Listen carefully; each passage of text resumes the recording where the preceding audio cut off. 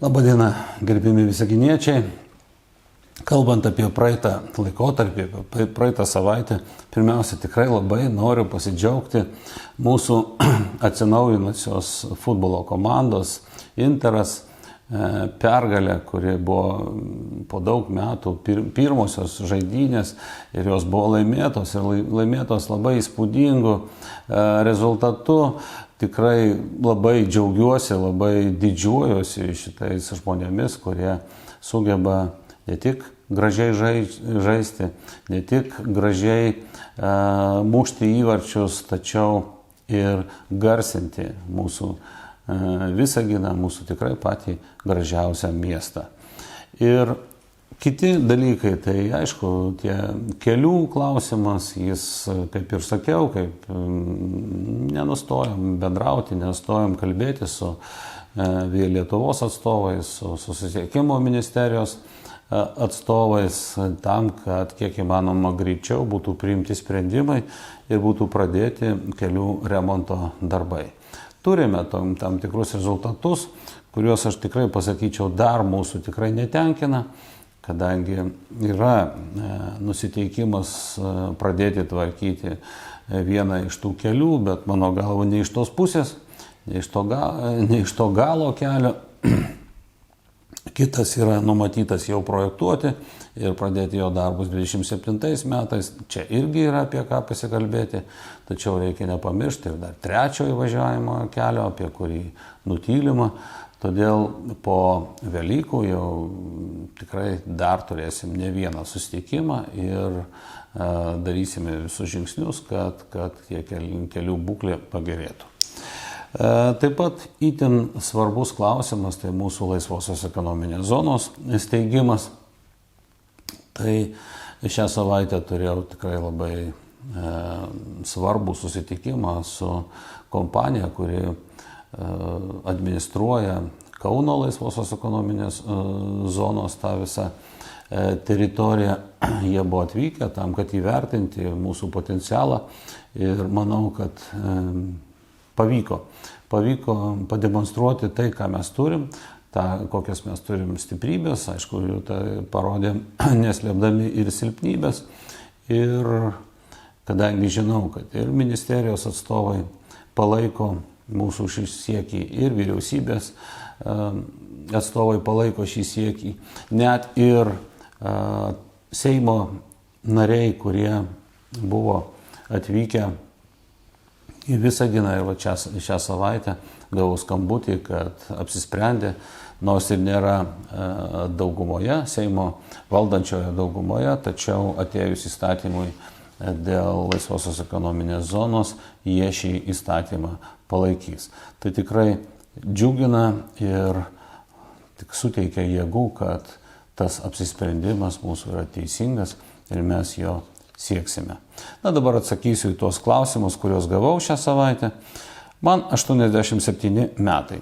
Gyvenu bute, kurį esu padovanojusi dukrai. Man neskyrė kompensacijos už komunalinės atliekas, nes nesu buto savininkė. Ar galiu tikėtis kompensacijos, jei už visas paslaugas moku pati? Na, deja, ir įstatymai, ir mūsų tvarkos nurodo, kad dėl kompensacijų gali kreiptis tik nekilnojamo turto savininkai.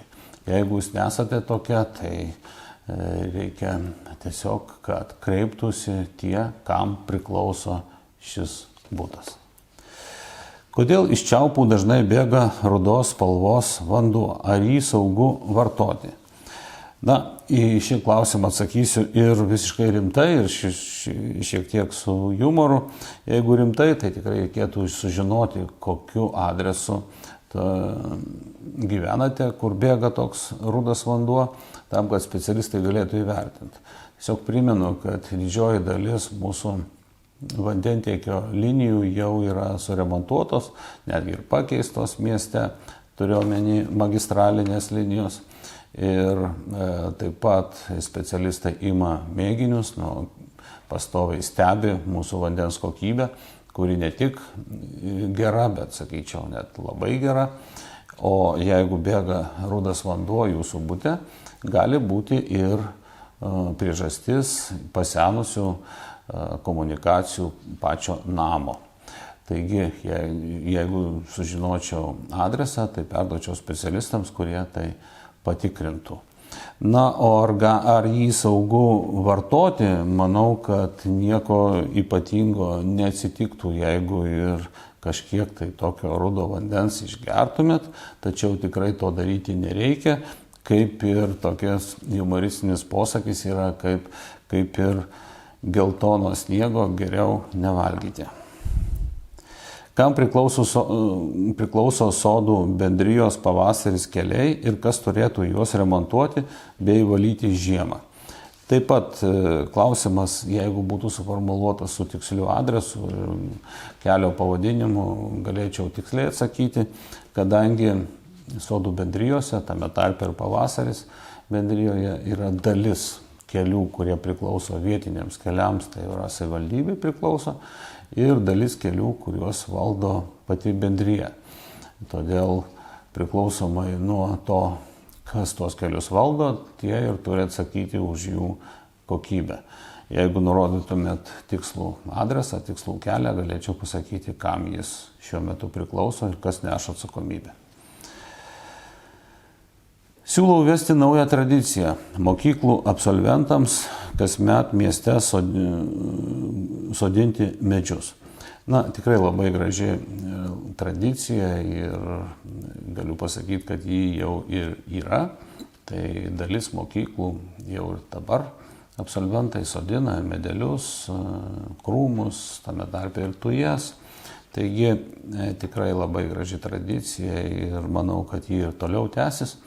Tiesiog norėčiau dar ir priminti arba šiek tiek įspėti, kad prieš sodinant sodinukus reikėtų suderinti sodinimo vietą su administracijos specialistais, kad neatsitiktų taip, kaip jau yra ne vieną kartą buvę, kada sodinukas pasodintas ant požeminių komunikacijų ir kada jas reikia remontuoti, tenka tuos medžius, sodinukus visus nupjauti, iškarčiuoti.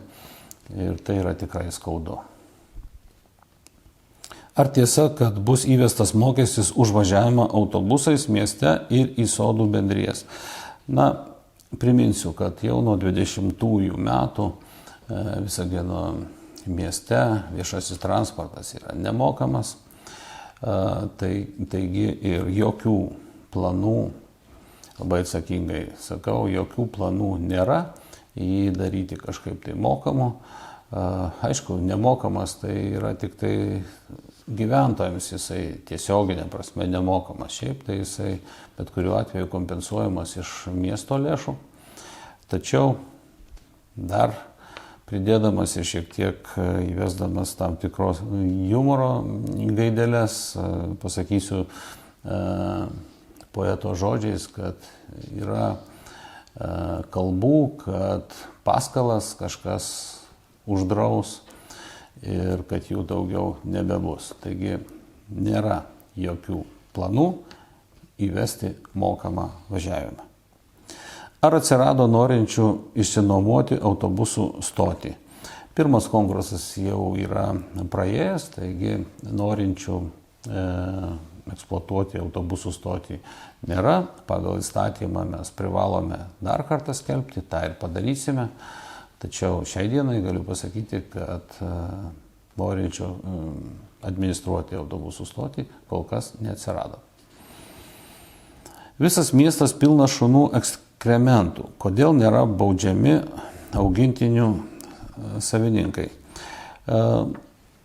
Tikrai yra, ypač kada nutirpo sniegas, dabar visi tie ekskrementai, kaip sakyti, ir pasirodė. Tačiau tai priklauso daugiau nuo mūsų pačių.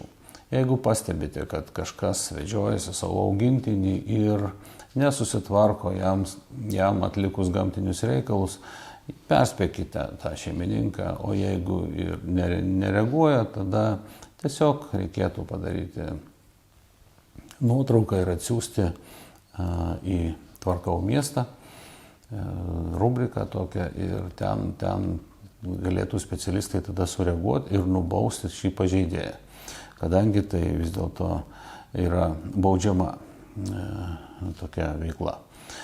Ir iš kitos pusės matau ir kiek gyventojų tikrai labai atsakingai vedžioja savo augintinius ir prižiūri juos ir atlikus gamtinius reikalus tam augintiniui taip pat su krepšeliu juos tuos eksperimentus sutvarko. Tai yra pavyzdys, kaip reikėtų prižiūrėti ir mylėti savo miestą. Kokia situacija dėl kalno įrengimo ir tolesnio teritorijos sutvarkymo? Na, matot, taip jau atsitiko, kad balandžio 1 dieną buvau priėmęs sprendimą, kad gana ir kalną jau išvešim atgal į tą pačią teritoriją, taigi bus šiuo metu esančio kalno teritorija vėl atgal paversta laukymė. Tačiau balandžio 2 dieną jau persigalvojau ir todėl tęsėme darbus. Taigi darbai, pasak įmonės, kuri pervežinėja tą gruntą iki balandžio pabaigos, turėtų būti užbaigti. Tai reiškia, kad visas gruntas turėtų būti jau suvežtas ir kalnas pilnai supiltas. Ir tai leis mums nupirkti kitus statybos darbus, tai reiškia įrengti pėsčiųjų takus, įrengti apšvietimą, įrengti stovėjimo aikšteles, žaidimo aikšteles, tam, kad jau galėtume naudotis šiuo kalnu ir šitos teritorijos visais privalumais. Labai tikiuosi, kad šis planas įvyks ir dar šiemet šie darbai bus užbaigti. Jeigu nebus užbaigti, ką darysi, vis tiek sieksime šito tikslo, kurį užsibrėžėme.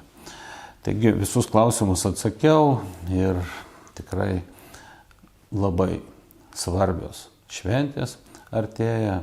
Sekmadienį turim šventas Velykas.